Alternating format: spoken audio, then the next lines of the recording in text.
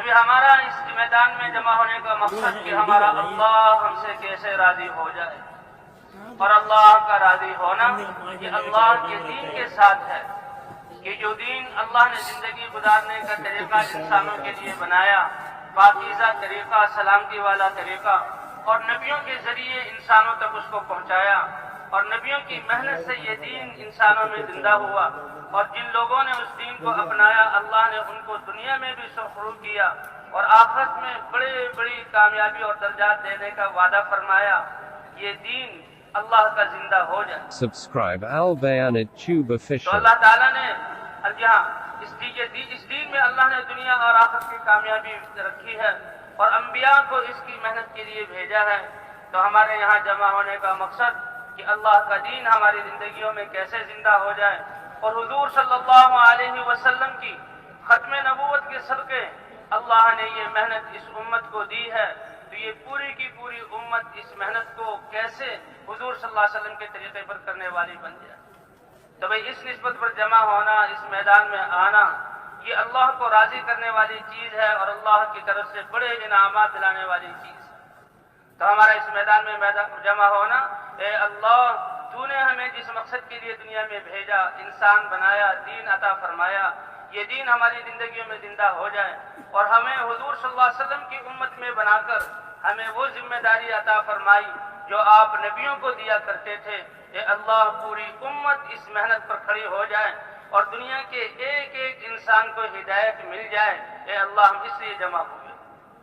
اس نسبت پر جمع ہونے کی وجہ سے اللہ کی طرف سے کیا انعام کہ ہم جو جمع ہوئے ہیں، یہاں جمع ہونے میں ایک ادنا سی ناگواری اور ہلکی سی مشقت کہ گرد و غبار کا جسموں پر آنا، چلنے پھرنے کی وجہ سے جسم پر غبار پڑ رہا ہے، اور پھر فضاؤں میں ہمارے غبار ہے، یہاں آسمان تلے بیٹھنے کی وجہ سے جسموں پر غبار پڑ رہا ہے، یہ ہلکی سی اس راستے کی ناگواری ہے۔ اس ناگواری کا انعام جو حدیث پاک میں اللہ کے رسول نے فرمایا کہ جو اس مقصد کے لیے ہم اللہ کے راستے میں آئے ہیں اور یہ وقت فارغ کر اس میدان میں بیٹھے ہیں، ساری انسانیت کے لیے ہم اللہ کی طرف سے ہدایت کے طالب ہیں، اس کے لیے بیٹھے ہوئے ہیں کہ اللہ کے راستے کی غبار جس جسم پر پڑ جائے تو اللہ تعالیٰ جہنم کی آگ تو بہت دور کی بات ہے، وہ تو درکنار، اللہ جہنم کا دھواں بھی ایسے لوگوں پر حرام فرما دیتے ہیں۔ یہ ہلکی سی ناگواری کا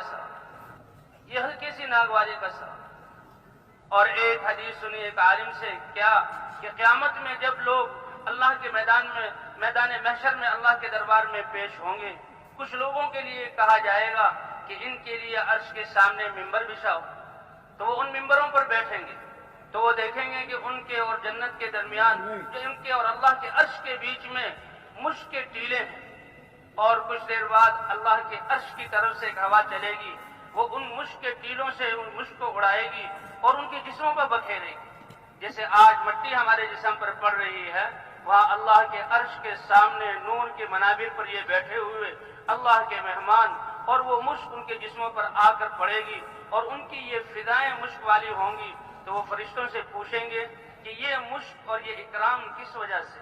تو فرشتے کیا کہیں گے؟ کیا اللہ کے دین کے لیے تم اپنے آپ کو پردیسی بنا کر اللہ کے راستے میں نہیں نکلتے تھے؟ تم میدانوں میں جمع نہیں ہوتے تھے؟ تمہارے اوپر تمہاری ناگواری کی چیز اللہ کے راستے کا غبار تمہارے اوپر نہیں پڑتا تھا؟ کہاں وہ پڑتا تھا؟ کہا یہ وہی تو غبار ہے جو اللہ نے مشک بنا کر تمہارے جسموں پر ڈالا ہے۔